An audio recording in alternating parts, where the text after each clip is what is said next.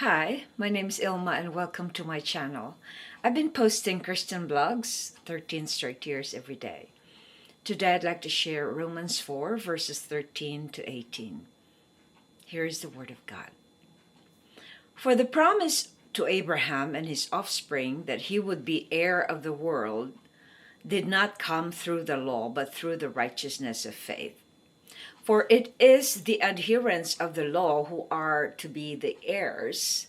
Faith is null and the promise is void. For the law brings wrath, but where there is no law, there is no transgression. That is why it depends on faith, in order that the promise may rest on grace and be guaranteed to all his offspring. Not only to the adherent of the law, but also to the one who shares the faith of Abraham, who is the father of us all. As it is written, I have made you the father of many nations, in the presence of the God in whom he believed, who gives life to the dead and calls into existence the things that do not exist. In hope, he believed against hope that he should become the father of many nations, as he had been told. So shall your offspring be. Romans 4:13 to 18. Here's my poem. Grace through faith. When God chose those who will belong to him, because of his steadfast love, he poured his grace on them. By grace, he blessed his people with the gift of faith. By faith, we are showered with grace and saved.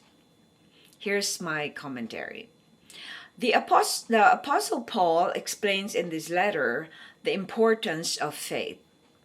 Faith is a gift from God to those whom he elects to be his own people, even before the creation of the world. When Abraham was chosen by God to be the one who will be instrumental to begin his redemption plan, he gave him the ability to believe in him. Can you imagine being asked to leave the place of your origin and follow where a God you don't see would lead you to go? Abraham didn't raise any question or have resistance to follow what was being asked of him to do. By nature, we are control-driven human beings. We want to know what to do, where to go, how to do it ahead of time. We want details and assurance of things that haven't happened yet, and we want to plan ahead. And yet, Abraham was like a meek lamb, just heeding to the instructions to leave his country and go to a promised land he doesn't know. It was faith given by God that made him do so. The faith came from the outpouring of God's grace for humankind. Reflection. What do you think verse 18 means? Verse 18 says, in hope, he believed against hope that he should become the father of many nations, as he had been told, so shall your offspring be. When he was, I think he was 75, if I remember right. He was 75 when he was called by God to leave the place called Ur, where he was born and where his origin was.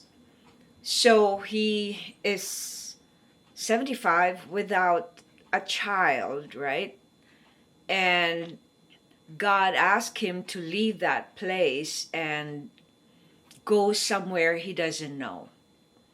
And then he has a promise from God that he would have many offspring. So can you imagine, like if you are somebody who is very logical, like we like to make sense of things, and he, as a human beings, he wouldn't in his humanity, he will not understand that. But in God's divinity, giving him grace through faith and through that hope that hope that he doesn't know what's going to happen, and yet he had it. which is the gift of grace given by God to him. So even us, like faith is the assurance of things that we don't know. So it's not faith if we know already what's going to happen. So in other words, with faith comes trusting God, trusting that he will do the promise that he said he would. And that's what Abraham did. And that's what that means. That even though as human beings, we cannot have hope unless it is given to us by God. And that's probably what that verse means as far as I understand it. So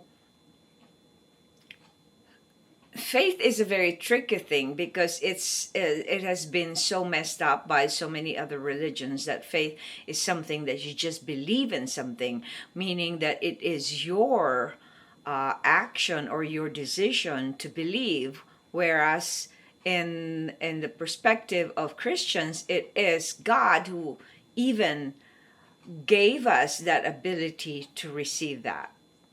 Thanks for watching. I hope you check my website at ilmaarts.com for artworks, photographs, and a copy of this blog. Please subscribe to my channel on YouTube so I could make more videos and give you the Word of God. And if you haven't already, check over 4,000 videos I've done over the years I've been doing this daily. Just type on YouTube or Google search Ilma's Palm Devotional. Have a wonderful day.